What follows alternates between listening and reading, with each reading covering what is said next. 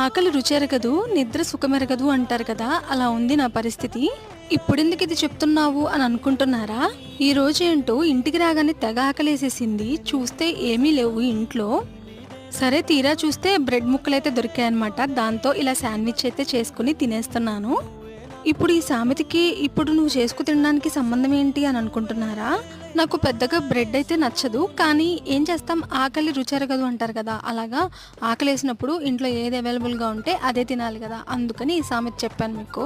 ఇంకా ఫ్రిడ్జ్‌లో ఉన్న బ్రెడ్ ముక్కలనైతే తీసుకున్నాను. తీసేసుకొని నెయ్యయితే వేసుకొని పెనం మీద 2 సైడ్స్ కూడా కలర్ చేంజ్ అయ్యేంత వరకు కాల్చుకున్నాను. ఇంకా దీని మీద అయితే టమాటా సాస్ అయితే కొంచెం వేసేసి దాన్ని స్ప్రెడ్ చేసేసాను బ్రెడ్ అంతా. ఇలా బ్రెడ్ అంతా కూడా స్ప్రెడ్ చేసేసిన తర్వాత ముందుగా కట్ చేసుకున్నాను టమాటా స్లైసెస్ అండ్ అలాగే ఆనియన్ స్లైసెస్. దానిపైన గరం మసాలా, చాట్ మసాలా కొద్దిగా వేసేసుకొని ఇంకో బ్రెడ్ అయితే పెట్టేసుకొని తినేసాను. సబ్స్క్రైబ్ చేసుకోవచ్చు కదా.